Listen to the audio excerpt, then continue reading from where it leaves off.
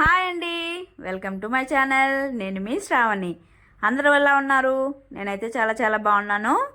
మీరు కూడా బాగుండాలని కోరుకుంటున్నానండి. ఇవాళ నేనైతే హెల్తీగా బ్రేక్ఫాస్ట్ చూపించబోతున్నాను. హెల్తీ బ్రేక్ఫాస్ట్ ఏంటండి అంటారా? నేనైతే మిల్లెట్ ఇడ్లీ ఎలా చేసుకోవాలో చెప్పబోతున్నానండి. ఇదైతే మంచిగా సాఫ్ట్గా భలే ఉంటాయండి ఇడ్లీలు అయితే. నేను చెప్పడం కాదు కానీ మీరు ఒకసారి ట్రై చేసి చూడండి, మీరే చెప్తారు అసలు టేస్ట్ ఎలా ఉందో. ఇంకెందుకు మరి ఆలస్యం, స్టార్ట్ చేసేద్దాం. ముందుగా ఒక 4 hours అలాగా నానబెట్టుకోవాలండి. ఇక్కడ 2 cups మిల్లెట్స్ తీసుకున్నాను. మిల్లెట్స్ అనేవి సామలు తీసుకున్నానండి. బాగా వాష్ చేసుకొని వాటర్ పట్టుకొని పక్కన పెట్టుకున్నాను. అలానే 1/2 cup అటుకులు, 1 cup ఉద్దిగుడ్లు తీసుకొని అవి కూడా వాష్ చేసుకొని నానబెట్టుకోవాలి. తర్వాత నానిన తర్వాత ఫస్ట్ అయితే నేను ఇక్కడ మిక్సీలో వేసుకుంటున్నాను. ముందుగా జార్ తీసుకొని నానబెట్టుకున్నటువంటి అటుకులు అలానే ఉద్దిగుళ్ళు వేసుకోవాలి. వాటర్ అన్నీ వేయకుండా కొద్దిగా వేసుకొని మంచిగా మెత్తగా పేస్ట్గా పట్టుకోవాలండి. చూడండి ఇలాగా. తర్వాత ఇది ఒక బౌల్లోకి ట్రాన్స్ఫర్ చేసేసుకోవాలి. ట్రాన్స్ఫర్ చేసుకున్న తర్వాత మనము మిల్లెట్స్ నానబెట్టుకున్నాం కదండి, అవి కూడా వాటర్ అంతా వంపేసి జార్లోకి తీసుకొని మరీ మెత్తగా కాకుండా జస్ట్ బరకగా అంటే రవ్వగా ఉంటేనే ఇడ్లీ అనేది సాఫ్ట్గా వస్తుందండి. ఇక్కడ ఇది ఒక్కటి మిక్సీ పట్టుకునేటప్పుడు ఇలాగా నేను చూపిస్తున్నాను కదా, బరకగా మాత్రమే మిక్సీ పట్టుకోండి. అప్పుడు ఇడ్లీ మంచిగా సాఫ్ట్గా అయితే వస్తాయి. తర్వాత ఇది కూడా ఇందులోకి ట్రాన్స్ఫర్ చేసేసుకొని బాగా బీట్ చేసుకుంటూ బాగా మిక్స్ చేసేసుకోవాలండి.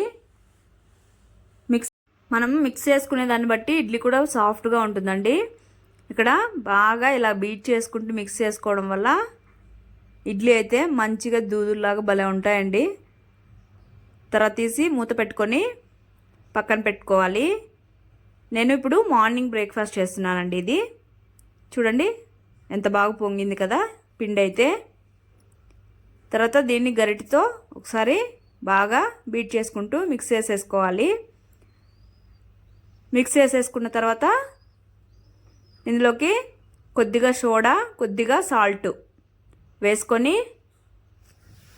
ఇది కూడా బాగా మిక్స్ చేసేసుకోవాలి. మిక్స్ చేసుకున్న తర్వాత కన్సిస్టెన్సీ చూసుకోవాలండి. ఇక్కడ కొద్దిగా థిక్గా ఉంది, అందుకే నేను జస్ట్ కొద్దిగా మాత్రమే వాటర్ యాడ్ చేసుకొని ఇది బాగా మంచిగా మిక్స్ చేసేసుకోవాలి. మిక్స్ చేసుకొని పక్కన పెట్టుకోవాలి. తర్వాత మనము ఇడ్లీ ప్లేట్లకి ఆయిల్ గ్రీస్ చేసుకోవాలి. అన్నిటికీ చేసుకున్న తర్వాత కొద్దిగా వేసుకోవాలి. ఇడ్లీ పిండి అయితే మరి పైకి పొంగిపోయే వరకు వేసుకోవద్దండి, అప్పుడు పైన ఇడ్లీ అంతా వాటర్గా అయిపోతుంది. ఇలా అన్నింటి ప్లేట్లకి వేసేసుకొని ఆల్రెడీ నేను స్టవ్ మీద వాటరు వేసుకొని ఇడ్లీ కుక్కర్ పెట్టుకున్నానండి. అందులో పెట్టేసుకొని మూత పెట్టుకొని 5 minutes అలాగా కుక్ అవనివ్వాలి. చూడండి ఇడ్లీ అయితే కుక్ అయిపోయింది. మూత పెట్టుకొని ఒక 2 minutes అలాగ వదిలేస్తే సరిపోతుంది. తర్వాత చూడండి ఇడ్లీ తీసేసుకొని సర్వ్ చేసేసుకోవడమే. అంతే అండి, మిల్లెట్ ఇడ్లీ అయితే రెడీ అయిపోయింది.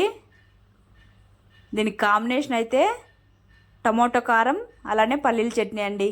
మరీ యమ్మీ ఉంటుందండి ఇడ్లీ అయితే. చూడండి చాలా సాఫ్ట్గా వచ్చింది ఇడ్లీ అయితే. ఇంకెందుకండి ఆలస్యం, మీరు కూడా ట్రై చేసేయండి. ట్రై చేసి మీకు ఎలా వచ్చిందో కామెంట్ సెక్షన్లో కామెంట్ చేయండి. టేస్ట్ అయితే మీరే చెప్తారండి తర్వాత. Okay bye, take care.